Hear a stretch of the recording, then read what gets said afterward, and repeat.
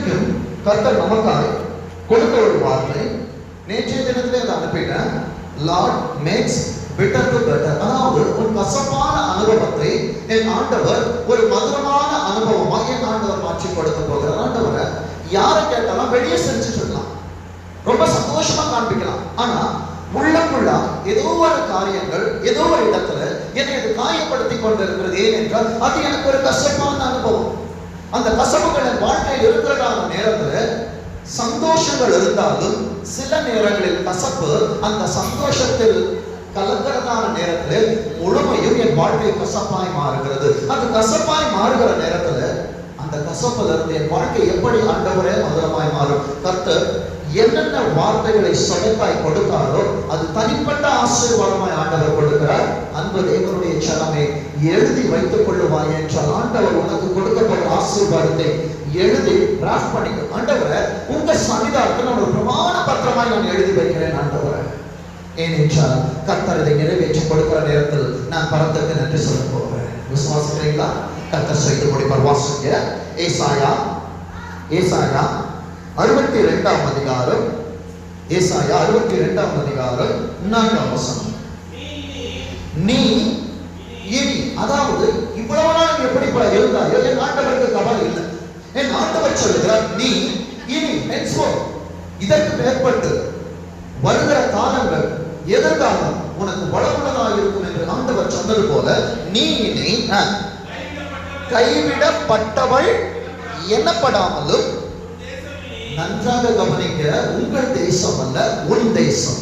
தனிப்பட்ட வாக்கு தத்துவம். தேசம் என்பது குடும்பம், தேசம் என்பது சபை, தேசம் என்பது நீ வாழுகிறதான இந்த நமது தேசமாக இருக்கிறது. அப்போ உன் தேசம் என்று சொல்லுகிறதான நேரத்தில் உன் குடும்பத்தில் என்ன பிரச்சனை இருக்கிறது? உன் குடும்பத்திற்குள்ள நீ கைவிடப்பட்டவனாய் இருக்கிறாயா? உன் வேலை ஸ்தலத்தில் நீ கைவிடப்பட்டவனாய் இருக்கிறாயா?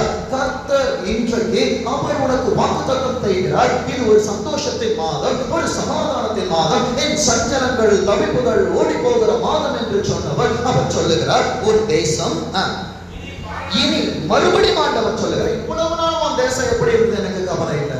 சகைவை போல எனக்கு ஒரு இன்னொரு வாழ்க்கை இருக்குது. வெளியே இருக்கும்போது எனது தாம்பிகங்களை பேசிக் கொண்டிருக்கிறேன். ஆனா ஆண்டவரை பார்க்க வரும் பொழுது உமக்கு முன்பாக நான் ஒன்றுமில்லை என்று சொல்லி உன்னை நீ அர்ப்பணிக்கிறதான நேரத்தில் கர்த்தர் கொடுப்பது உன் தேசம் இனி பாழான தேசம் எனப்படாமல். இப்ப சபையா சொல்லுங்க, என் குடும்பம் எப்படி சொல்லப்படாது?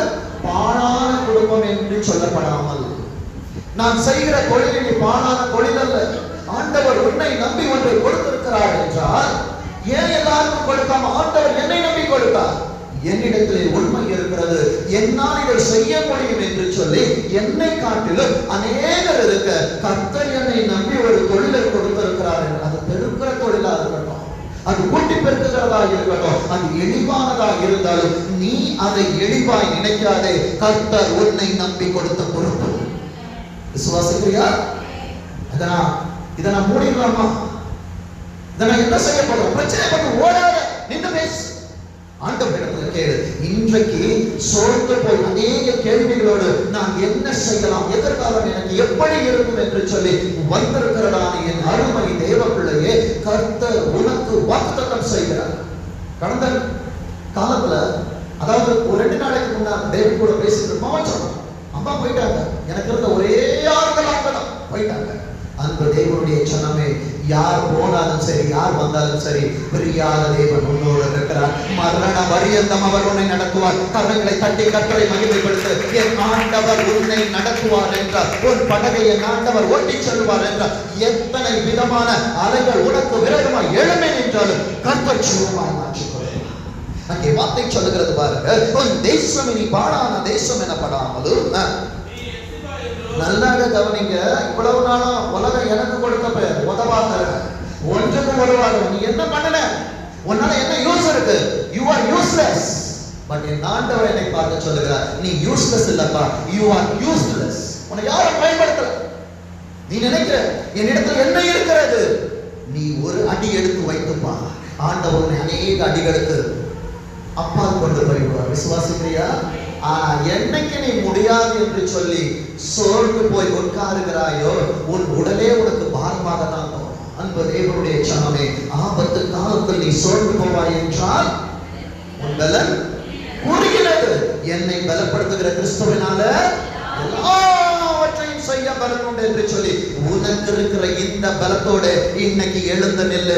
கழுதையோட பச்சை தாடை எலும்பை கொண்டு 1000 பேரை சங்கரிக்க என் ஆண்டவரால் முடியும் என்றால், ஒன்றும் இல்லாத இருக்கிற ஒரு நிலையை கொண்டு ஆண்டவர் 1000 மடங்கு ஆசீர்வாதத்தை கர்த்தர் உனக்கு கொடுப்பார். கரங்களை தட்டி கர்த்தரை மகிமைப்படுத்த. வெளியே பெய்து கொண்டிருக்கிறது மழை அல்ல, இப்பொழுதும் சபைக்குள்ளாக ஆசீர்வாதத்தின் மழை பெய்து கொண்டிருக்கிறது. பெற்றுக்கொள்ள நீ ஆயத்தம் என்ற கரங்களை தட்டி கர்த்தரை மகிமைப்படுத்து. கர்த்தர் இன்றைக்கு உன்னை பார்த்து சொல்கிறார், நீ எப்சிபா, நீ எப்சிபா, நீ எப்சிபா, நீ பியூலா, நீ பியூலா என்று என் ஆண்டவர் இன்றைக்கு உனக்கு வாக்குத்தத்தம் செய்கிறார். அவர் அங்கே சொல்லுகிறார் பாருங்க, உன் தேசம் எப்சிபா என்றும் உன் தேசம் பியூலா என்றும் சொல்லப்படும். யார் உன் மேல பிரியமா இருக்கிறாரு? மனுஷன் வேண்டாங்க. இந்த பிரியம் உன் மேல இருக்கும்னா அடுத்தது வருது பாருங்க பெரிய ஆசீர்வாதம். உன் தேசம், உன் தேசம், அப்போ உன் குடும்பம், உன் தொழில், உன் சபை, உன் எதிர்காலம் வாழ்க்கைப்படும். நீ தனித்தவன் அல்ல, உன்னோட பரிசுத்த ஆவியானவர் இருக்கிறார், பிதா இருக்கிறார், குமாரன் இருக்கிறார், தேவ தூதர்கள் இருக்கிறாங்க. நான் அநாதன்னு சொல்லாத, தாயும் தகப்பனுமாய் உன்னை தூக்கி சுமக்க ஒரு நேசர் உண்டு. மறந்து போகாதே. வாசிங்க ஏசாயா 61ஆம் அதிகாரம், ஏசாயா 61ஆம் அதிகாரம் 3ஆம் வசனத்தை வாசிங்க. சீயோனிலே துயரப்பட்டவர்களை, இன்றைக்கு நீ சோதனையோடு வந்தாயோ, கேள்விகளோடு வந்திருக்கிறாயா, துக்கத்தோடு வந்திருக்கிறாயா, என்ன காரியத்தோடு வந்திருக்கிறாய்? சீயோன் என்பது சபை. சபையில துயரப்பட்டவர்களை சீர்படுத்தணும். அப்பா, நீங்க கவலைப்பட்டு இருக்கிற, ஏன் கவலையை குறித்து பேசிக் கொண்டிருக்கிற? ஆண்டவர் உன்னிடத்தில் இருக்கிறதான அவ்விசுவாச காரியங்களை சீர்படுத்த வேண்டும் என்று ஆண்டவர் உன்னோடு இடைப்பட்டுக் கொண்டிருக்கிறார். ஆண்டவர் உன்னை நம்பி கொடுத்த பொறுப்பை பாரமாக இல்லாத, கொடுத்தவருக்கு தெரியும். பிள்ளைகள் மாத்திரம் பொறுப்பல்ல, கர்த்தர் உன்னை நம்பி கொடுத்த தொழில் உன் பொறுப்பு, கர்த்தர் உன்னை நம்பி கொடுத்த வேலை உன் பொறுப்பு, எதிர்காலங்கள் உன் பொறுப்பு. என் அன்பு தேவனுடைய சனமே, நீ துயரப்பட்டுக் கொண்டிருப்பாய் என்றால் ஆண்டவர் உன்னை சீர்படுத்த போகிறார். துயரப்படுறவங்க ஆண்டவர் என்ன கொடுக்கணும்? சந்தோஷத்தை கொடுக்கணும். ஆனா சந்தோஷத்தை கொடுக்கல. சில நேரங்களில் உன் தப்பிதங்கள் நிமித்தமாய் நீ துயரப்படுகிறாய். உன்னை சீர்படுத்த வேண்டும் என்று சொல்லி ஆண்டவர் ஆசைப்படுகிறார். சீர்படுத்தப்படுவதற்கு, பண்படுத்தப்படுவதற்கு எந்த நிலம் தன்னை அர்ப்பணிக்கிறதோ அந்த நிலத்தை தான் ஆண்டவர் உழுகிற நேரத்தில் வலிக்கும். ஆண்டவரை குத்துது. விதை போடணும்னா ஆழத்துல போட்டாதான் வேர் உள்ள போகும், நீ மேல எழும்ப முடியும். ஆண்டவரை வலிக்குது, நான் கொஞ்ச நாள் வெயிட் பண்ண. என் ஆண்டவருடைய ஆசீர்வதிக்கிறதான நாட்கள் வரப்போகிறது. வார்த்தை சொல்லுகிறது பாருங்க, சீயோனிலே துயரப்படுகிறவர்களை சீர்படுத்தவும் அவர்களுக்கு சாம்பல் என்றா உன்கிட்ட இருக்கிற ஆசீர்வாதத்தை எரிச்சுட்டாங்க. அதாவது உன்னை புதைச்சுட்டா நான் மறுபடியும் எடுத்து நான் உருவாக்கிடுவேன். ஆனா அதை எரித்து சாம்பலாக்குகிற நேரத்தில் அதை மறுபடியும் உருவாக்க முடியுமா? முடியாது. ஆனா முடியாததை முடித்து காட்டுகிற உன்னோடு பேசிக் கொண்டிருக்கிறார். அங்கே வார்த்தை சொல்லுகிறது பாருங்க, சாம்பலுக்கு பதிலாக சிங்காரத்தையும், துயரத்திற்கு பதிலாக ஆனந்த தைலம் என்பது ஒரு தலைமையில் இருக்கிறதான அபிஷேகம். சவுலுக்கு கொடுத்தது குப்பை தைலம், கீழப்பட்டா உடைஞ்சிடும். ஆனால் என் ஆண்டவர் தாவீதுக்காய் கொண்டு வந்தது கொம்பு தைலம். அந்த கொம்பு தேவைப்பட்டா புத்தகம் செய்ய உனக்காக. விசுவாசிக்கிறியா? இன்றைக்கு அந்த அபிஷேகம் உன்மேல் இறங்கி கொண்டிருக்கிறது. அது ஆரோனின் சிரசின் மேல் அது இறங்கினது போல உன் சிரசில துயரப்பட்டிருக்கிற உன் சிரசின் மீதுதான் இன்னைக்கு கேள்வி உள்ள ஓடிட்டு இருக்குது. என்கிட்ட ஆண்டவர் வாங்கிட்ட தான் ஆண்டவர் பேசுறார். துயரத்தோடு உட்கார்ந்திருக்கிற மகனே, மகளே, உன் துயரத்திற்கு பதிலாக ஆண்டவர் என்ன கொடுக்க போறாரு? ஆனந்த தைலத்தையும் ஒடுங்கின ஆவிக்கு பதில். பதில் நீ கேட்டிய பதில். ஆண்டவரே, என்ன பதில்? என்னை ஏன் வச்சிருக்கீங்க? என்னை ஏன் படைச்சீங்க? எனக்கு ஏன் இந்த வாழ்க்கையை கொடுத்தீங்க?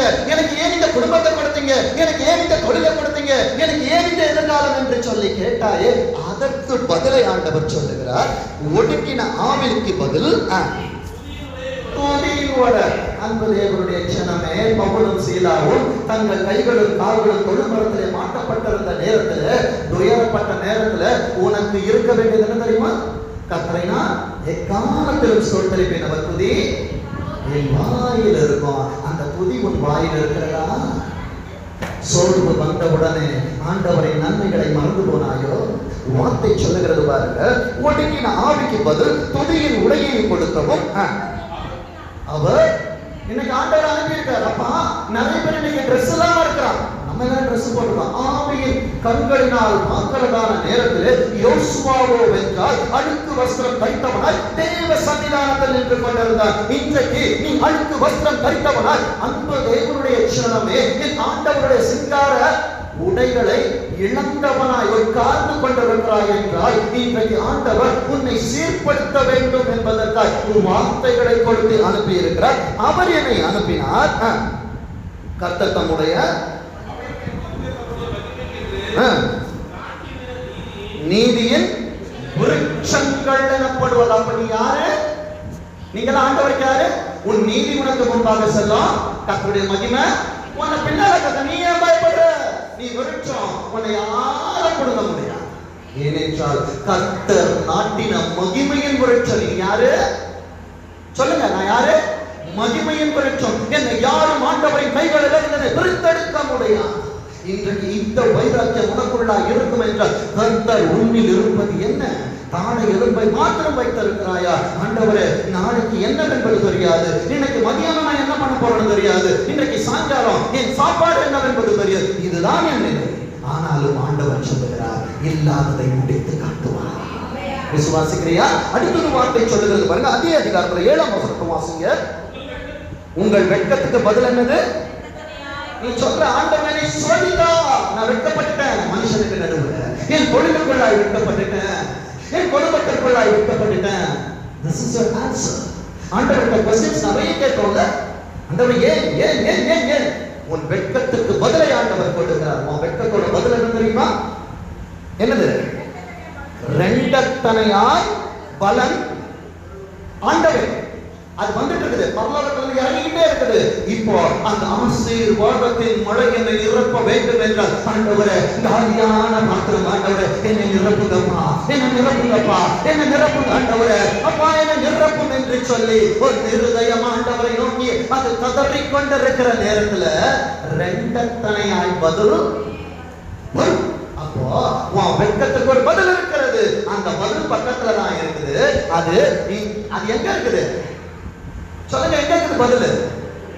இங்க இருக்குது. பிரச்சனை வரும்போது இந்த பதில் எங்கே போகுது தெரியுமா? பரனுக்கு மேல போயிடுது, அநேகருக்கு கட்டலுக்கு கீழே போயிடுது. அந்த நேரத்துல பக்கத்து வீட்டுல இருந்து பதில் வருமா, கீழே வீட்டுல இருந்து பதில் வருமா, அறிமுகமானவர்களிடத்திலிருந்து பதில் வருமா என்று சொல்லி கேட்டுக்கொண்டிருக்கிறாயே. ஆண்டவர் உன்னோடு அவர் பேசிக் கொண்டிருக்கிறார். உன் வாழ்க்கை இன்னைக்கு பெட்டரா இருக்குது, கஷ்டப்பா இருக்குது. அது பெட்டரா மாற வேண்டும் என்றால் இன்றைக்கு பதில் உன்னை தேடி வருகிறது. உன் வெட்கத்திற்கு பதிலாக ரெண்டத்தனையாய் பலன் வரும்.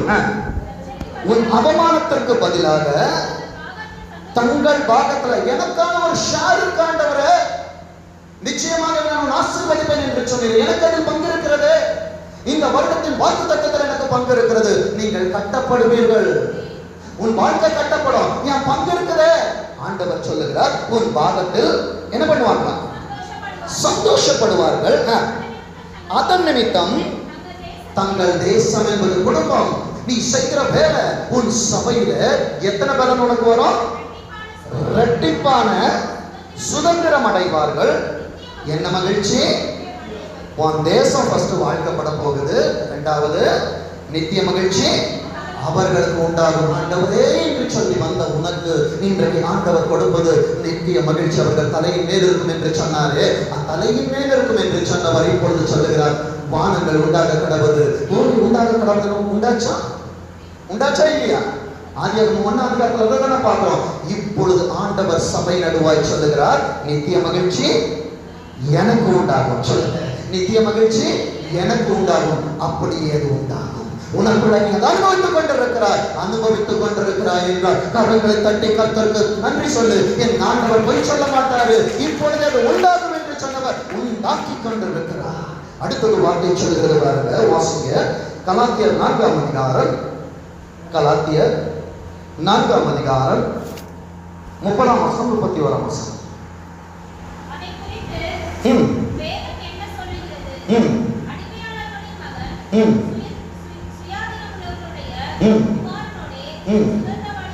முப்பது வாசிமா 29. ஆகிலும் மாம்சத்தின்படி பிறந்தவன் ஆவியின்படி பிறந்தவனை அப்பொழுது துன்பப்படுத்தினது போல இப்பொழுதும் நடந்து வருகிறது. அப்பா, நீ ஆண்டவரை தேடி ஓடி வருவனா உலகம் உன்னை குத்திக்கிட்டு தான் இருக்கும். இந்த உலகம் பொல்லாங்கனின் கையில் விடப்பட்டிருக்கிறது. நீ கேட்கிற, ஆண்டவரை அவங்க நல்லா இருக்கிறாங்க, ஏன் நான் நல்லா இல்ல? அன்பு தேவனுடைய ஜனமே, நீ ஆண்டவருக்கு புத்திரனா இருப்பாய் என்றால் உலகத்தின் பிள்ளைகள் உன்னை குத்திக் கொண்டுதான் இருப்பார்கள். அடுத்த வசனம் சொல்லுகிறது பாருங்க, அதை குறித்து வேதம் என்ன சொல்லுகிறது? அடிமையானவளின் மகன் சுயாதீனம் உள்ளவனுடைய குமாரனோடு சுதந்திரவாளியாய் இருப்பதில்லை. ஆகையால் அடிமையானவள் என்று சொல்லுகிறதான நேரத்தில் நீ இன்றைக்கு எதற்கு அடிமைப்பட்டு கிடக்கிறாய்? 2 எஜமான்களுக்கு என்ன பண்ண முடியாது, ஒரே நேரத்தில் வேலை செய்ய முடியாது. ஒன்று உலகத்துக்கு வேலை செய்யணும், இல்லை ஆண்டவருக்கு வேலை செய்ய வேண்டும்.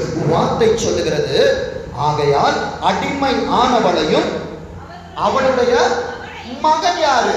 இப்பிரபஞ்சத்தின் தேவனானவன் பிசாசை புறம்பே தள்ளு. உலகத்தின் அதில் இருக்கிற ஆசை இச்சைகளை புறம்பே தள்ளு. வேதத்தை மகிமைப்படுத்து, ஆண்டவரை மகிமைப்படுத்து. வேதம் அங்கே சொல்லுகிறது பாருங்க, ஆகையால் அடிமை ஆனவளையும் அவளுடைய மகனையும் புறம்பே தள்ளு என்று சொல்லுகிறது. ஆனா புறம்பே தள்ள வேண்டியதை எடுத்து உள்ள வச்சுக்கிறோம், உள்ளே வைத்துக் கொள்ள வேண்டிய காரியங்களை புறம்பே தள்ளுகிறாயே. கர்த்தரால் உன்னை எப்படி ஆசீர்வதிக்க முடியும்? ஆண்டவரால் எப்படி உனக்கு பதிலை கொடுக்க முடியும்? அன்பு தேவனுடைய ஜனமே, வேதத்திலிருந்து இதை குறித்து தியானிக்கிறதான நேரத்தில் எடுத்தவர்கள் வாசிங்க. சாமுவேல் 1ஆம் அதிகாரம், சாமுவேல் 1ஆம் அதிகாரம் 1ஆம் வசனம் வாசிங்க. சாமுவேல் 1 சாமுவேல் 1ஆம் அதிகாரம் 1ஆம் வசனம். எப்ராயிம் மலை தேசத்தில் இருக்கிற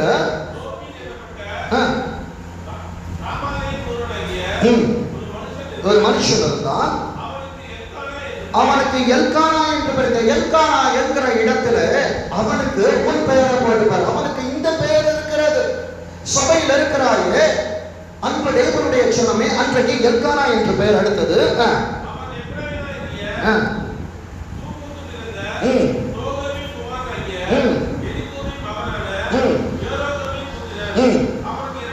அவனுக்கு 2 மனைவிகள். அன்பு தேவனுடைய ஜனமே, 2 மனைவிகள் என்று சொல்லுகிற நேரத்தில் இன்றைக்கு நாமும் 2 வாழ்க்கை வாழ்ந்து கொண்டிருக்கிறோம்.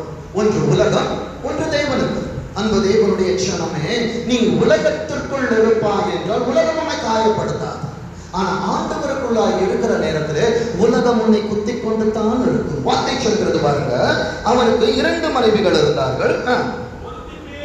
ஒருத்தி பேர் அன்னாள், மற்றவள் பேர் பெனினாள்.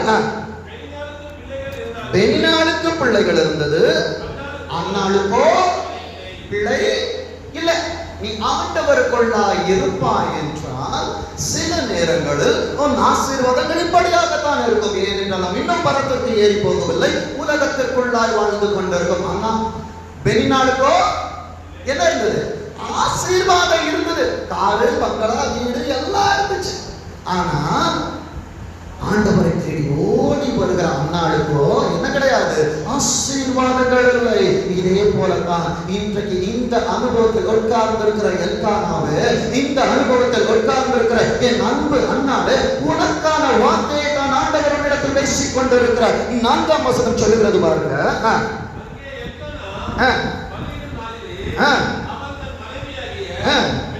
பெனினாளுக்கும் அவளுடைய எல்லா குமாரத்திகளுக்கும் பங்கு போட்டு கொடுப்பான். அன்பு எல்கானாவே, உலகத்திற்குள்ளாய் பங்கு இருக்க கூடாது. பின்பாக ஒரு ரகசியத்தை சொல்லிக் கொடுக்கிறேன். அவன் பங்கு போட்டு கொடுக்கிறான். 5ஆம் வசனம் சொல்லுகிறது, இந்த எல்கானாவுடைய ஸ்நேகம் எங்க இருக்கு தெரியுமா? உலகத்தில் இல்ல, உலகத்திலும் உலகத்தில் உள்ளவைகளிலும் அன்பு கூறாதிருங்கள் என்று சொன்னவன் அவன் என்ன செய்கிறான் என்றால், அன்னாளை சிநேகித்தபடியினால் அவளுக்கு இரட்டிப்பான பங்கு கொடுப்பான். என் அன்பு எல்கானாவே, கர்த்தர் உன்னை நம்பி கொடுத்ததான மனைவியை நீ இரட்டத்தனையான கனத்தோடு நீ நடத்தணும். அன்பு தேவனுடைய சொன்னே, நீ நடத்துகிறதான நேரத்தில் தானே, ஏனென்றால் உன் ஆசீர்வாதங்களை பெற்றுக் கொடுப்பதவள் தான். உனக்கு தகப்பன் என்கிற ஸ்தானத்தை கொடுத்தது உன் மனைவி. அன்பு தேவனுடைய சொன்னமே, அவளை இரட்டிப்பான கனத்திற்குரியவனாய் நீ நடத்துகிறதான நேரத்தில் கர்த்தரை ஆசீர்வதிக்கிறவராய் இருக்கிறார். ஏனென்றால் நம்ம வேலைக்கு போறோம், அவர் வீட்டில் இருக்கிறார், அநேக பாடுகள் பிரச்சனைகளை பார்த்து கொண்டிருக்கிறார்களே, யோசித்த காரியங்கள் உண்டா? அவங்க என்ன செய்யறாங்க? பார்க்கணும், துணியை துவைக்கணும், எல்லா காரியங்களையும் அவர்கள் செய்ய வேண்டும்.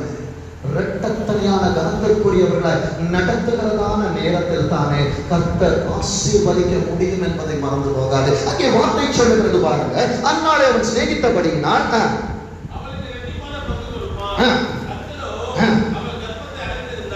யார் ஆசீர்வாதத்தை அடைச்சிருந்தாரு சொல்லுங்க?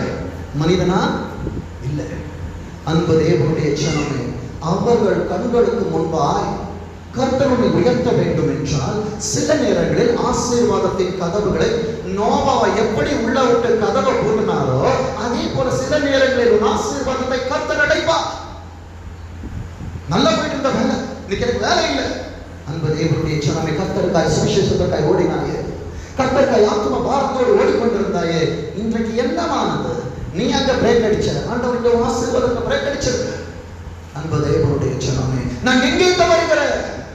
ஆண்டவருக்காய் ஓடின ஓட்டத்துல, என் தரிசனத்துல ஆண்டவர் என்னை நம்பி தொழில்களை எல்லாவற்றையும் கொடுக்கும் போது ஃபர்ஸ்ட் டே சந்தோஷம் எப்படி இருந்துச்சு? என் முதல் குழந்தைய நான் கையில ஏத்துக்கிற நேரத்தில் இருந்த சந்தோஷம் நான் வேலைக்கு போகிற ஃபர்ஸ்ட் நாள் இருந்தது.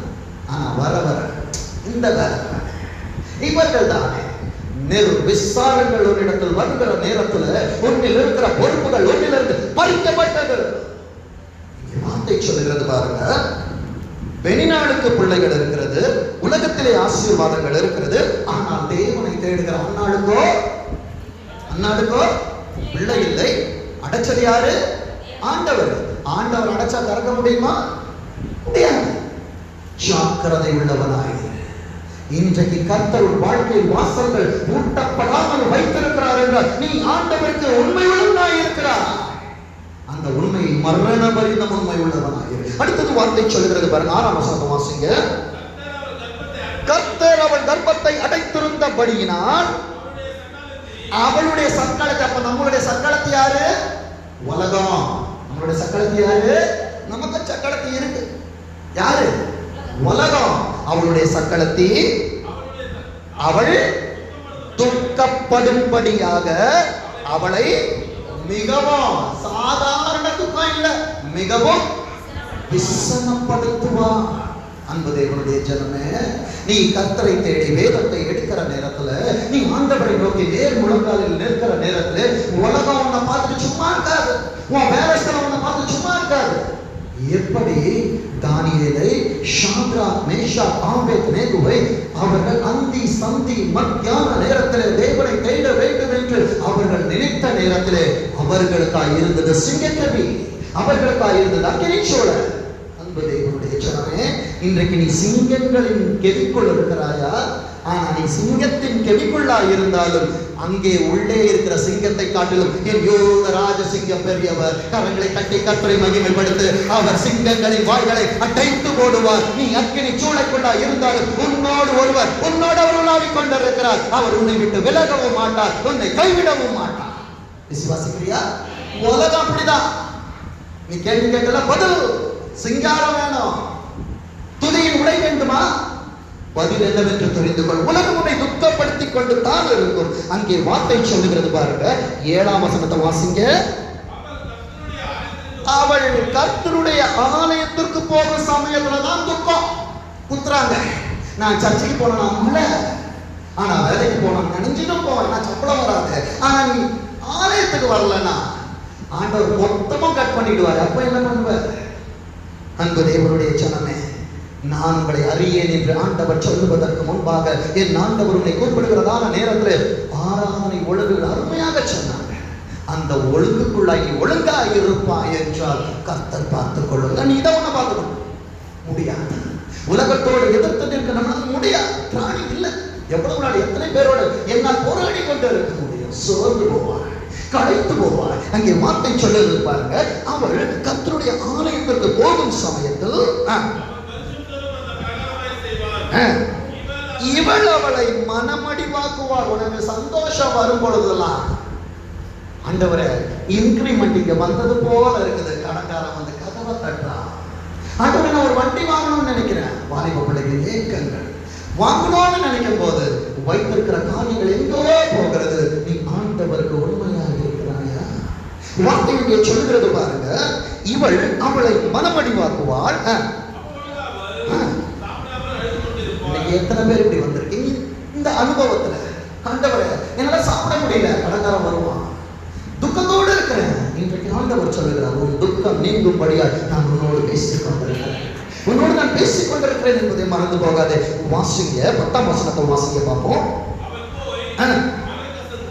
எப்படி மனம் கசந்து, கசந்து போன அனுபவம். அவள் போய் எங்க போய் அழறா? எல்லா இடத்திலும் அவள் அழவில்லை. ஆராதனை என்பது நீ ஆண்டவரோடு பேசுகிற நேரம். அங்கே நீ மனம் கசந்து அழணும். உன் பாரங்களை நீ அங்கே ஊற்றணும். ஆனா பாரத்தை ஊற்ற வேண்டிய நீ மற்றவர்கள் பாரத்தை இறக்குகிறார்களா என்று சொல்லி அங்கும் இங்கும் நீ பார்த்து கொண்டிருப்பாய் என்றால் உன் பாரங்கள் அதிகரிக்குமே தவிர உன் பாரத்தை கீழே என்ன பண்ண முடியாது? இறக்கி வைக்க முடியாது. அங்கே வார்த்தை சொல்லுகிறது பாருங்க, வாசிங்க. அவள் போய் மனம் கசந்து மிகவும் அழுது கர்த்தரை நோக்கி, யாரை நோக்கி விண்ணப்பம் பண்றா? கர்த்தரை நோக்கி விண்ணப்பம் பண்ணி 11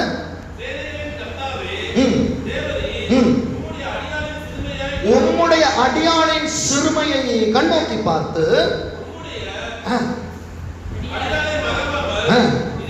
அப்ப ஆண்டவர் நம்ம சொல்ல வேண்டிய வார்த்தை தெரியுமா? மறவாமல் நினைத்தீரையா. அப்ப அடுத்து நம்ம என்ன சொல்லணும்? மறவாம நன்றி சொன்னோமா? கர்த்தரும் வாழ்க்கையில் செய்த இத்தனை நன்மைகள் இருக்கிறது. மறவாமல் அவர் நினைக்கணும். ஆனா நம்ம மறந்து போவோம் இல்ல? அன்பு தேவனுடைய சனமே, இன்றைக்கு நீ மறந்து போவ. ஆண்டவர் தலைமுறைகளை மறந்தார் என்றால் உன்னால் என்ன செய்ய முடியும்? மனக்கசப்பு வரும் என்றால் யாரும் உனக்கு ஆறுதல் செய்ய முடியாது. உன்னை சீர்படுத்த வேண்டும் என்று ஆண்டவர் உன்னோடு அவர் பேசிக் கொண்டிருக்கிறார். வார்த்தை சொல்லுகிறது பாருங்க, வாசிங்க. சேனைகளின் கர்த்தாவே தேவனே, உம்முடைய அடியாளின் சிறுமையை கண்ணோக்கி பார்த்து உம்முடைய அடியாளை மறவாமல் நினைத்தருளி. கேட்கணும், தரிசனம் இப்படிதான் இருக்கணும். ஆண்டவரே ஆண் பிள்ளை வேணுமா பெண் பிள்ளை வேணுமா? நீ தான் ஜெபத்துல கேட்கணும். நாளைக்கு ஆண்டவரே எனக்கு பிள்ளை வேணும், ஆனா நீ மனசுல வச்சிருக்க ஒரு பிள்ளை.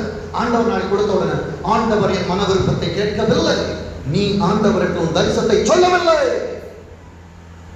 ஆண்டவர் உன்னை நம்பி தொழில்களை கொடுத்திருக்கிறார் என்றால் நீ ஆண்டவர்கிட்ட சொல்லு, என் நாமத்தினால் நீங்கள் எதை கேட்டாலும் கேட்டியா? ஒண்ணு ஆண்டவரிடத்தில் நம்ம கேட்கணும். அப்படி நம்ம கேட்கலன்னா ஆண்டவர் சொல்றதையாவது நம்ம கேட்கணும். இந்த கேட்கிற 2 அனுபவங்களும் என் வாழ்க்கையில் இல்லாமல் இருக்கும் என்றால் சஞ்சலங்கள் தவிப்புகள் ஓடி போகாது. ஒரு வீடு அழகாய் ஜோடிக்கப்பட்டிருக்கிற நேரத்தில் அது போய் தன்னிலும் பலமான இன்னொரு 7 காரியங்களை கொண்டு பாரங்கள் அதிகமாகிறது. சஞ்சலமும் தவிப்பும் ஓடி போக வேண்டும் என்ற அந்த தேவனுடைய சொன்னமை, நீ சீயோன் பிள்ளை ஒவ்வொரு பாடங்களும் நிலைத்திருக்கிறவனாய் இருக்க வேண்டும். அங்கே வார்த்தை சொல்லுகிறது பாருங்க, ஆண் பிள்ளையை கொடுத்தான், அவன் உயிரோடு இருக்கும் சகல நாளும். அப்ப உனக்கு ஆசீர்வாதம் வரும்போது, துன்பத்துல இருக்கும் போது ஆண்டவருக்கு, நீ ஆசீர்வாதம் வரும்போது ஒரு இன்கிரிமெண்ட் வந்துருச்சு, எனக்குரியது ஆண்டவர் என்னை ஆசீர்வதித்தார். அவன் என்ன பண்ண? ஆண்டவர் கொடுத்த உடனே யார்கிட்ட கொடுத்தா? செய்வோமா? எல்லாவற்றையும் நம்மளே வாங்கி வாங்கி என்ன பண்ணிக்கணும்? இதுதான் நமக்கு தெரியும், உள்ள வாங்கி உள்ள வச்சுக்கணும். ஆனா எடுத்து என்ன பண்ணக்கூடாது? கைகளை திறந்து ஆண்டவருக்காய் கொடுக்காமல் இருப்பாய் என்றால் சில நேரங்களில் உன் ஆசீர்வாதங்களில் கடந்து போகிறதா இருக்கிறது. வார்த்தை சொல்லுகிறது பாருங்க, நான் அவனை கர்த்தருக்கு ஒப்பு கொடுப்பேன். அன்னைக்கு அவங்க போர்த்தனை பண்ணாங்க, சவரங்கத்தி அவன் தலையில படாது. இன்னைக்கு நீ என்ன பொருத்தனை பண்ண 1ஆம் தேதி ஆண்டவரோட பொருத்தனை பண்ணினாய் அல்லவா? நானும் என் குடும்பமும் கர்த்தர் எனக்கு கொடுத்ததான சீயோனுக்குள்ளாய் இருப்போம் என்று இன்றைக்கு எத்தனை குடும்பங்கள் உள்ளே இருக்கிறது. ஆண்டவர் பாரம் உள்ளவராக ஒரு இடத்துல அவர் கேட்கிறாரு, இன்றைக்கு நீ செயல்படுவாய் என்றார். சிங்காரங்கள் உனக்காய் காத்து கொண்டிருக்கிறது. வார்த்தை சொல்லுகிறது பாருங்க, 15ஆம் வசனத்தை வாசிங்க.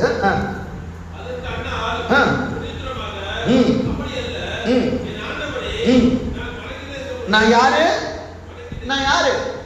மன கிலேசம் உள்ள ஸ்திரீ. ஊழியக்காரன் வாங்கிட்ட வந்து கேட்கிற நேரத்துல உண்மையை பேசு.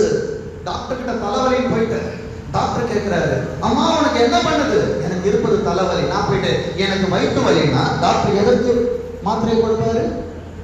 சொல்லுங்க, எதற்கு கொடுப்பாரு? நீ எதுக்கு கேட்டியோ அதுதான் அவர் கொடுப்பாரு. அதே போலதான் உன் ஊழியக்காரனிடத்தில் உன் செப விண்ணப்பங்களை நீ கொடுக்கிற நேரத்தில் உன் சந்தோஷங்களை மாத்திரமல்ல, பிறந்த நாடுக்கு போவதை காட்டிலும் துக்க வீட்டிற்கு போவது நலம். அன்பு தேவனுடைய சொன்னமே, சந்தோஷங்களில் பங்கு கொள்வதை காட்டிலும் உங்கள் துக்கத்தில் பங்கு கொள்வது பெரிய பாக்கியம் என்று எண்ணிக்கொண்டிருக்கிறோம். உண்மையா சொல்லு. சம்பளம் என்ன? ஆனா நான் யார்கிட்ட கேட்க மாட்டேன், பயப்படாதீங்க. உண்மையை ஆண்டவர்கிட்ட சொல்லுங்க, என்னிடத்தில் அல்ல. அன்பு தேவனுடைய சொன்னமே, நிறைய பேர் பார்க்கிறாங்க, என் உண்மையான சம்பளத்தை என் மனைவி கிட்ட கூட நான் சொன்னது. அன்பு தேவனுடைய சொன்னமே, உண்மை உள்ள மனுஷன் தான் என்ன ஆசீர்வாதம். அப்போ பரிபூரணங்கள் என்னில் தவறுகிறது என்றால் என் குடும்பத்திலேயே நான் போய் சொல்றேன். குடும்பத்துல நான் வீட்டுல நான் விசாரிக்காமல் இருப்பேன் என்றால் சபையில நான் எப்படி உண்மையை பேசுவேன்? முதல் வீட்டிலிருந்து உண்மையை துவங்குவோம். உண்மை நம்மை தேடி வருகிறதா இருக்கிறது. வார்த்தை எங்கே சொல்லுகிறது பாருங்க, நான் யாரு? மனக்கிலேசம் உள்ள ஸ்திரீ. நான் திராட்சரசமாகிலும் மதுவாகிலும் நான் என்ன பண்ணக்கூடாது? ஆண்டவருடைய சமூகத்தில் இருக்கிறவன் இந்த காரியத்திற்கெல்லாம் விலகி இருக்கணும். என் சரீரமாகிய ஆலயத்தை நான் தீட்டுப்படுத்துகிறவனாய் இருப்பேன் என்றால் சந்தோஷமும் சமாதானம் என்னுக்குள்ள இருக்கா? அங்கே வார்த்தை சொல்லுகிறது பாருங்க, மதுவாகிலும் நான் குடிக்கவில்லை, நான் கர்த்தருடைய சன்னதியில் என் இருதயத்தை ஊற்றிவிட்டேன். அப்ப ஆராதனை உன் இருதயத்தை ஊற்ற வேண்டுமே, ஊற்றுவதற்கு நீ வரவில்லை என்றார். அன்பு தேவனுடைய சனமே, ஆசீர்வாதங்கள் எடுபடுகிற நேரத்தில் யாரிடத்தில் ஒரு குறைகளை சொல்லுவார்? அடுத்தது வார்த்தை சொல்லுகிறது பாருங்க, 16ஆம் வசனம்.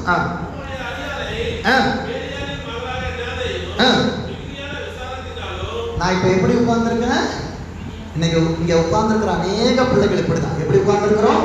மிகுந்த விசாரத்தினாலும் கிலேசத்தினாலும் இந்நேரம் மட்டும் ஆண்டவரே இந்த நிமிஷத்துல எனக்கு ஒரு அற்புதம் நடைபெறாதா? என்னை விசாரிப்பதற்கு ஒரு வார்த்தை வராதா? என்னை தேற்றுவதற்காக ஒரு வார்த்தை வராதா என்று சொல்லி ஆண்டவரோடு உன் இருதயத்தில் அங்கலாய்த்துக் கொண்டிருக்கிற என் அன்பு மகனே மகளே, வார்த்தை உனக்கானதுதான். அடுத்தது வார்த்தை வருகிறது பாருங்க, அதற்கு ஏறி சமாதானத்துடனே போ. இன்றைக்கு ஆண்டவர் என்னோடு சொல்லி அனுப்பின வார்த்தை இதுதான், சமாதானத்தோடு போ. பாரத்தோடு வந்தாய் அல்லவா? என் ஆண்டவர் பாரத்தை எல்லாம் அவர் எடுத்துக்கொண்டு உனக்கு சமாதானத்தை கொடுத்து அனுப்புகிறார். விசுவாசிக்கிறியா? சமாதானத்தோடு போ. நீ இஸ்ரவேலின் தேவனிடத்தில் கேட்ட, அப்ப நீ கேட்டியா? ஆராதனை என்பது நீ ஆண்டவரோடு பேசுகிற நேரம். நீ ஆண்டவர்கிட்ட கேட்டிருந்த, ஆண்டவரை எனக்கு ஒரு நல்ல வீடு வேணும் தருவார், எனக்கு ஒரு நல்ல வாகனம் வேணும் தருவார், ஆண்டவரை எனக்கு சபையை கட்டி முடிக்கணும் ஆண்டவர் தருவார். ஏனென்றால் ஆண்டவர் எனக்கு கொடுத்த வாக்குத்தத்த வார்த்தையை பார்த்த நேரத்தில் நான் கேட்க 2 காரியங்களுக்கும் ஆண்டவர் எனக்கு பதிலை கொடுப்பார் என்றால் உனக்கு செய்ய மாட்டாரா? வார்த்தை சொல்லுகிறது பாருங்க, சமாதானத்தோடு போ. நீ இஸ்ரவேலின் தேவனிடத்தில் கேட்ட ஒரு விண்ணப்பத்தின்படி அவர் உனக்கு கட்டளையிடுவாராக என்றான். 18.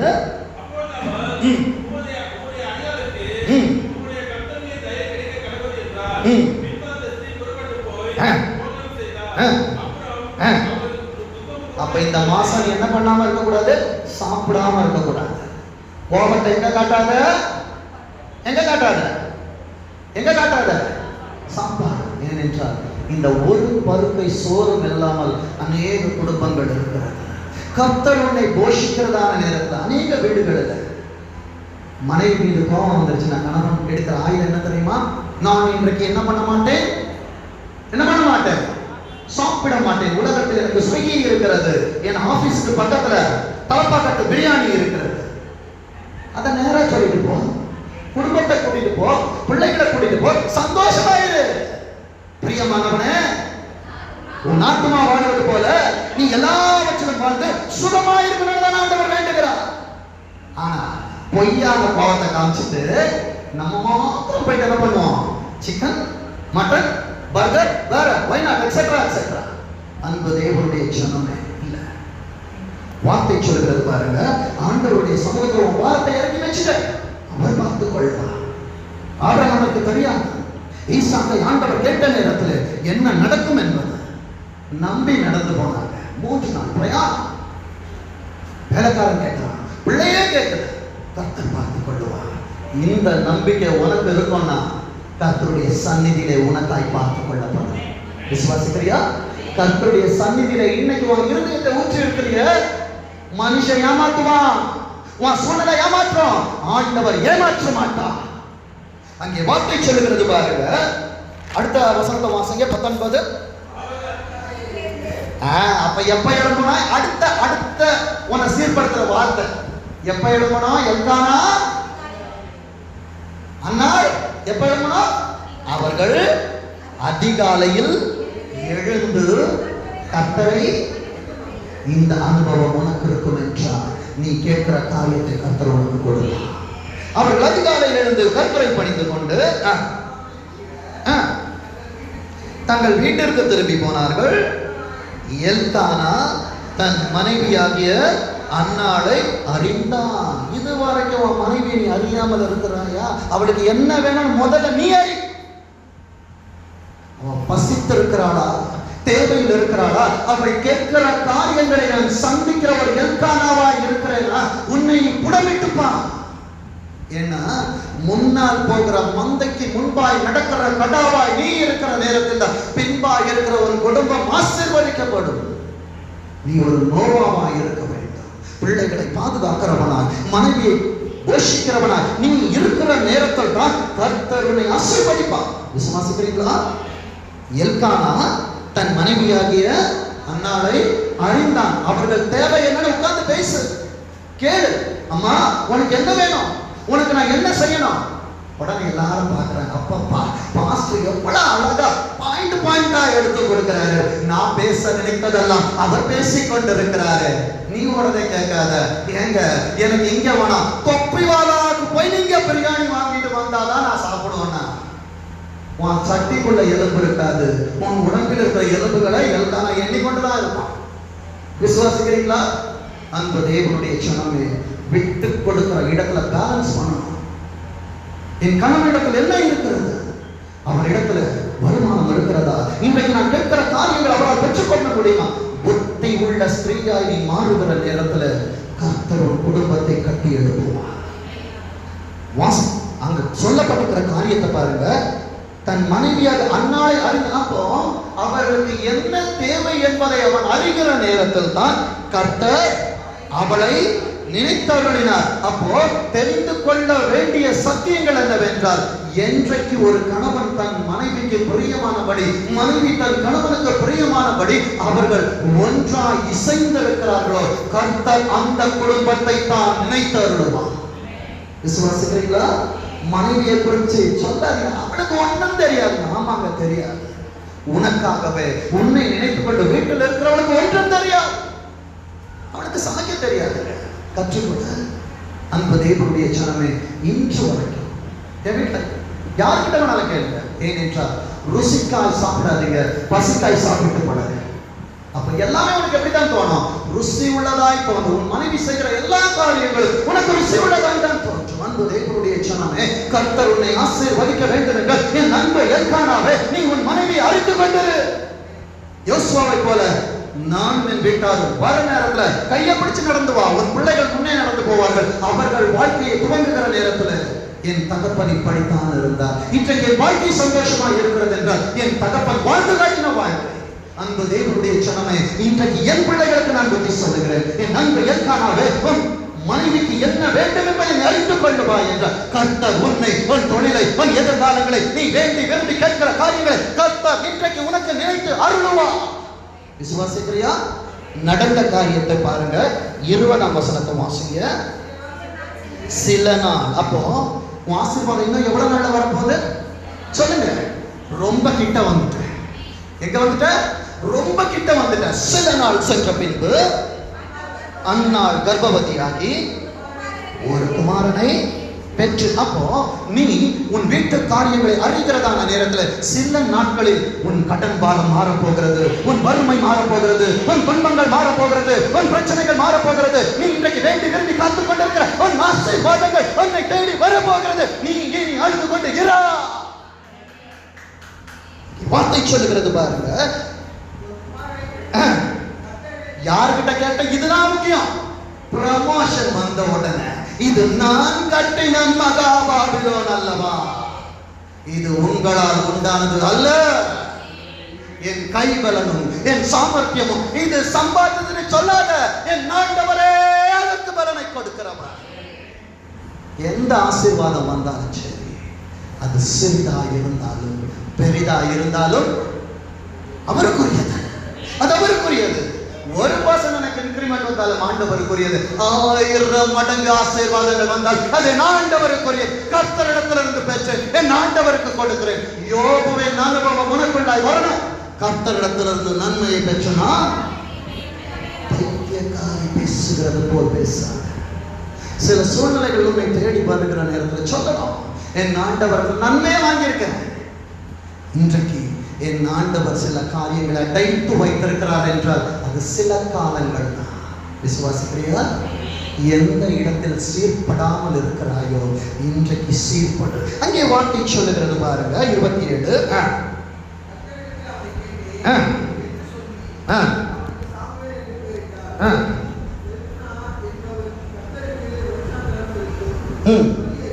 27 வாசமா. இந்த பிள்ளைக்காக விண்ணப்பம் பண்ணி கர்த்தரிடத்தில் கேட்ட என் விண்ணப்பத்தின்படி எனக்கு கட்டளையிட. அப்போ நீ கேட்கணும், உன் வாய் திறக்கணும். உன் வாய் திறந்தாதான் கட்டளை அங்கிருந்து வரும். ஏன்னா ஆண்டவர் ரொம்ப பொசசிவ்னஸ் பிடிச்சவர். எப்படி நம் பிள்ளைகள் நம்மிடத்தில் வந்து காரியங்களை கேட்க நாம் எதிர்பார்த்து கொண்டிருப்பது போல என் ஆண்டவரும் என் பிள்ளைகள் என்னோடு பேச வேண்டும் என்று சொல்லி அவர் மாமகளோட காத்துக் கொண்டிருக்கிறார். அடுத்தது வார்த்தை சொல்லுகிறது. 28 வாசிங்க. அவன் உயிரோடு இருக்கும் சகல நாளும் அவனை கர்த்தருக்கு ஒப்பு கொடுக்கிறேன் என்றால், அன்பு தேவனுடைய ஜனமே, ஆண்டவர் உனக்கு கொடுக்கிற ஆசீர்வாதங்கள் ஆண்டவருக்கு என்று நீ அர்ப்பணிக்கணும். அர்ப்பணிக்கிற நேரத்தில் அதிலிருந்து ஆண்டவர் உன்னை ஆசீர்வதிப்பார். விசுவாசிக்கிறியா? அடுத்தது வார்த்தை சொல்கிறது பாருங்க. 1 சாமுவேல் 2ஆம் அதிகாரம் 20ஆம் வசனம். 1 சாமுவேல் 2. எல்கானாவையும் அவன் மனைவியையும் ஆசீர்வதி. அப்போ சபைக்கு நீ குடும்பமாய் வந்தால்தான் உன் ஊழியக்காரன் உன் தலையின் மேல் வைத்து அவன் சொல்லுகிறதான ஆசீர்வாதங்கள் உனக்கு பலிக்கும். பாதி ஆசீர்வாதத்தை வாங்கிட்டு போனா மீதி எங்க? நான் வாங்கிட்டு போய் அவங்கள நான் பாஸ் பண்ணிட்டு ரிலேஷன் கிடையாது. என் பிளஸிங்க நான் இங்க வாங்கிட்டு போய் என் மனைவிட்ட கொடுத்துருவேன். This is not a relation. இங்கே வார்த்தை சொல்லுகிறது, கர்த்தருடைய சமூகத்துல எல்கானா இருக்கா, அடுத்தது யார் இருக்கா? அண்ணனும் இருக்கிறாங்க. இங்கே வெறிநாளை குறித்து பேசவில்லை.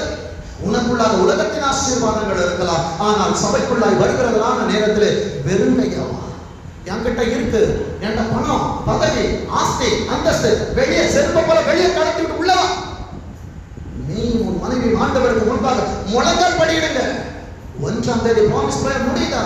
சபை முடிஞ்ச உடனே வந்து முழங்கால் படியிடு.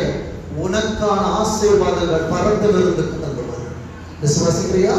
அங்கே வார்த்தை சொல்கிறது பாருங்க. வாசிங்க. ஏலி எல்கானாவையும் அவன் மனைவியும் ஆசீர்வதித்து, யார் ஒப்பு கொடுத்தது? இந்த ஸ்திரீ. அப்போ கணவனை நல்லொழுக்கத்தில் நடத்தும் கடமை ஏவாளே உனக்குரியது. அவன் நிறைய பைசா சம்பாதிச்சு வந்தா கேள்வி கேளு, எங்கிருந்து கொண்டு வந்த? ஏமாற்றி கொண்டு வந்தாயா? நல்ல நிலத்திலிருந்து கொண்டு வந்தாயா? கேட்கணும். அன்பு தேவனுடைய சனமே, நீ புத்தி உள்ள ஸ்திரியா மாறணும். அங்கே வார்த்தை சொல்லுகிறது பாருங்க, வாசிங்க. இந்த ஸ்திரீ கர்த்தருக்கென்று ஒப்பு கொடுத்ததற்கு பதில். அப்ப நீ ஆண்டவருக்காக எதை ஒப்பு கொடுத்தாய்? உன் இன்கிரிமெண்ட் ஒப்பு கொடுத்தியா? உனக்கு அந்த ஆசீர்வாதங்களை ஒப்பு கொடுத்தாயா? கர்த்தர் உன்னை நம்பி கொடுத்த பொறுப்புகளை ஒப்பு கொடுத்தது ஒன்றையும் ஆண்டவருக்காய் இழக்கவில்லையே, ஆண்டவருக்காய் நீ செய்யவில்லையே. நீ ஆண்டவருக்காய் ஒன்றை கொடுத்திருந்தீனா என் ஆண்டவர் 1000 அதை திருப்பி கொடுப்பான். விசுவாசிக்கிறியா? சில நேரத்துல ஆண்டவருக்காக நான் கொடுத்துட்டேன், என் வாழ்க்கையில பிரச்சனை, என் வாழ்க்கையில பாடு வரும். அன்பு தேவனுடைய சனமே, அங்கே வார்த்தை சொல்லுகிறது பாருங்க, வாசிங்க. ஒப்பு கொடுத்ததற்கு பதிலாக கர்த்தர் உனக்கு ஆசீர்வாதத்தை யார்கிட்ட சொல்றான்? எல்கானா கிட்ட சொல்றான். அப்போ ஆசீர்வாதத்தை ஆண்டவர் உன்னிடத்தில் கொடுப்பார். அதை பெற்றுக் கொடுப்பது யாரு? மனைவி. பூட்டு இருக்கு, பூட்டு மாத்திரம் சபைக்கு வந்துருச்சு, சாவி இல்லை. இதனால தான் இன்றைக்கு அநேக பிரச்சனைகளுக்கு வழி கிடைக்கவில்லை. பூட்டா இருக்கணும், சாமியா இருக்கணும். சில நேரங்களில் தேவையில்லாத காரியத்திற்கு பூட்டிக் கொள்ள வேண்டும். ஆசீர்வாதங்கள் வருகிற நேரத்தில் வாசற்படியில் நின்று தட்டுகிற ஒருவனின் சத்தத்தை கேட்டு கதவை திறந்தால் நான் அவனோடு அமர்ந்து அவர் வரும்போது திறக்கணும். பூட்டு மாத்திரத்துக்கு சாவி இல்லையே, என் ஆசீர்வாதங்களை எடுத்து கடந்து வரல. வார்த்தை சொல்லுகிறது பாருங்க, வாசிங்க. ஒப்பு கொடுத்ததற்கு பதிலாக கர்த்தர் உனக்கு அவனாலே சந்தானம் கட்டளையிடுவாராக என்றான். அவர்கள் தங்கள் ஸ்தானத்திற்கு திரும்பி போயிட்டாங்க. ஆண்டவரோட வீட்டுக்கு கொண்டு போற டைம் வந்துருச்சு. ஆனா கொண்டு போனதுக்கு அப்புறம் என்ன நடக்கும் தெரியுமா? ஆண்டவருக்காய் அநேக காரியங்களை கொடுத்திருக்கிறாயே, ஆண்டவருக்காய் அநேக காரியங்களை அந்தரங்கத்தில் செய்திருக்கிறாயே, கர்த்தர் உனக்கு கொடுக்கிற ஆசீர்வாதம். வாசிங்க 21 வாசிங்க. அன்னாளை கடாட்சத்தர். ஆண்டவரை ஒண்ணு கிடைக்காதான்னு கேட்டீங்க, இப்ப ஆண்டவர் மறுபடியும் உன்னை நினைத்தருளுகிறார். தடை செய்யாதே, துறைகள் விரிவாகட்டும், கரங்களை தட்டி கர்த்தரை மகிமைப்படுத்து. ஒரு வீடு போதும் சொல்லாத, இன்னும் வேணும்னு ஆண்டவர்கிட்ட கேளு. என் சபையின் பிள்ளைகள் ஆசீர்வதிக்கப்பட்டவர்கள், அவர்கள் வெள்ளியும் பொன்னையும் உடைய சீமான்கள். விசுவாசிக்கிறியா? இப்படிதான் என் சபையை நான் பார்த்துக் கொண்டிருக்கிறேன், தரித்திரத்தோடு அல்ல. கர்த்தர் அவளை கடாட்சித்தார். அவள் கர்ப்பம் தரித்து 3 குமாரரையும் 2 குமாரத்திகளையும் பெற்றார். ஆண்டவரோட பெருமை எடுத்துவாரா? மொத்தம் இவளுக்கு எத்தனை பிள்ளை? 6 பிள்ளைகள். 6 நாட்கள் நான் கர்த்தரிடத்தில் காத்திருந்தபடியினால் 6 விதமான ஆசீர்வாதங்கள். அன்பு தேவனுடைய ஜனமே, 7ஆம் நாள் 7ஆம் வண்ணமாக நானும் என் கணவரும் சபைக்குள்ள இந்த 6 ஆசீர்வாதங்களோடு ஒரு வானவில்லாய் சபையை அலங்கரிப்போம் என்றால் கர்த்தர் எங்கள் குடும்பத்தை அலங்கரிப்பார். கரங்களை தட்டி கர்த்தரை மகிமைப்படுத்து. கர்த்தர் உனக்கு மாற்றம் வாக்குத்தத்தம் செய்யவில்லை. நீ சபையை அலங்கரிக்கிற நேரத்தில் கர்த்தர் ஒரு குடும்பத்தை அழகிய வண்ணமாய் வண்ண ஆசீர்வாதங்களை அவர் அலங்கரிப்பார். ஆண்டவரே ஒரே ஒரு பிள்ளையை தானே கொடுத்தீங்க, நம்ம என்ன பண்ணிருப்போம்? ஐயோ பிள்ளை இவ்வளவு சப்பியா இருக்கு, பிள்ளை அழகா இருக்கு, நான் கேட்ட மாதிரி ஆம்பளை பிள்ளை ஆண்டவர் கொடுத்துட்டாரு, நான் வச்சிருக்கேன். இல்லை, பொறுத்துணையில் உண்மை உள்ளவராக இருந்தார். அடுத்த 5 ஆசீர்வாதங்களை அண்ணால் பெற்றுக்கொள்ள. அன்பு தேவனுடைய ஜனமே, கர்த்தர் இன்றைக்கு உன் வாழ்க்கையிலே சில காரியங்களை அடைத்திருப்பார் என்றால் உன்னை அவர் மற்றவர்களுக்கு முன்பாக அசிங்கப்படுத்துவதற்கு அல்ல, உன்னை அலங்காரமாய் மாற பண்ணும்படியா, உன்னோடு இருக்கிற சனங்கள் யார் என்பதை உனக்கு தோலுரித்து காட்டும்படியா. ஏன்னா உன்கிட்ட பணம் இல்லாதப்பதான், உன்னிடத்தில் ஒன்றுமில்லாதப்பதான் உன்னோடு இருப்பவர்கள் யார் என்பதை நீ அறிந்து கொள்ள முடியும்.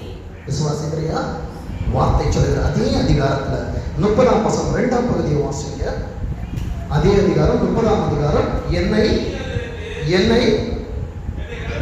என்னை கனம் பண்ணுகிறவர்களை ஆண்டவர் மறுபடி சபைக்கு சொல்லுகிற வார்த்தை. நீ ஆண்டவரை கனம் பண்ணுவாய் என்றார். என்னை கனம் பண்ணுகிறவனை நான் கனம் பண்ணுவேன். என்னை அசட்ட. ஒரு வாரம் வந்து ஒரு வாரம் வராமல் இருப்பது கிறிஸ்தவ வாழ்க்கை அல்ல. ஒரு நாள் போயிட்டு நான் 5 நாள் நான் வேலைக்கு போகாம இருந்தா சம்பளம் வருமா? வராது. அதே போல ஆண்டவருடைய சமூகம் என்பது கனமுள்ள சமூகமாக இருக்கிறது. என்னை அசட்டை பண்ணுகிறவர்கள் கன ஈனப்படுவார்கள் என்று நான் சொல்லுவேன். உன்னோடு பேசுகிறவர், உனக்கு பதிலை கொடுத்தவர், உன் ஆசீர்வாதங்களை திறமைகளை உனக்கு வெளிச்சம் போட்டு காண்பித்ததான தேவன் உன்னோடு சொல்லுகிறார். கர்த்தர் உனக்காய் கொடுக்கிற ஆசீர்வாதத்தை வார்த்தை எழுதி வைத்துக்கொள். 1 சாமுவேல் 2ஆம் அதிகாரம் 5ஆம் வசனம். திருப்தியா இருந்த உலக திருப்தியா இருந்துச்சு இவ்வளவு நாள். இன்னைக்கு ஆண்டவர் உங்ககிட்ட சொல்றாரு, திருப்தியா இருந்தவர்கள் அப்பத்துக்காக கூலி வேலை செய்கிறார்கள். நீ பசியா இருந்த, ஆண்டவரே நான் என்ன செய்வேன்ப்பா, எல்லாம் என்னை விட்டு கடந்து போனது. தாவீது தன்னை தனக்குள்ள திடப்படுத்தி கொண்டது போல தேவனுக்குள்ள திடப்படுத்தி கொண்டிருக்கிற நன்மை சகோதர சகோதரியே, நீ பசித்திருந்தாய், உன் காரியங்கள் பசித்திருந்தது. கர்த்தர் சொல்லுகிறார், பசியா இருந்தவர்களோ இனி, அண்டர்லைன் பண்ணிக்கோ, இனி என் வாழ்க்கையில பசி இல்லை. சொல்லு, இனி என் வாழ்க்கையில பசி இல்லை. என் வாழ்க்கையில எல்லாம் பூரணம், என் வாழ்க்கையில சம்பூரணம், களஞ்சியத்துல பூரணமா. அடுத்தது, என் ஆலைகளில் திராட்சரசம் என்ன பண்ணும், போதும் போதும் என்கிற அளவிற்கு இல்லை என்பது இல்லாமல் போகத்தக்கதாய் கர்த்தர் என்னை ஆசீர்வதிப்பார். கரங்களை தட்டி கர்த்தரை மகிமைப்படுத்து. ஆண்டவர் உனக்கு சொல்லுகிறார், இந்த மாதம் இல்லை என்பதை உன் வாழ்க்கையில் இல்லாமல் போகும்படியா கர்த்தர் வானத்தின் பலகணிகளை திறந்து கர்த்தர் உன்னை ஆசீர்வதிப்பார். அங்கே வார்த்தை சொல்லுகிறது பாருங்க, பசியா இருந்தவர்கள் நீ பசியா இரார்கள். ஆண்டவரே என் ஆசீர்வாதம் மலடா இருந்தது. எத்தனை பெற்றானா? 7 நாள் ஆசீர்வாதம். விசுவாசிக்கிறியா? மலடா இருந்தது 7 நாட்கள். அப்பா கப்பத்திற்காக ஒருவேளை என் பிள்ளைக்கு கொடுக்க முடியுமான்னு கேட்டீங்க. என் ஆண்டவர் சொல்றாரு, மலடா இருந்தவள் 7 பெற்றார். கர்த்தரை தேடி ஓடி வந்த உன்னை கர்த்தர் ஆசீர்வாதத்தினால் ஆசீர்வதித்துக் கொண்டிருக்கிறார். என் அன்பு தேவனுடைய ஜனமே, கர்த்தர் சொன்ன வாக்கு தத்தங்களின் படியாய் உன்னை சீர்படுத்துவாய் என்றால் கர்த்தருடைய ஆசீர்வதித்து உன் பெயரை பெருமைப்படுத்துவார். நீ ஆசீர்வாதமாக இருப்பாய்.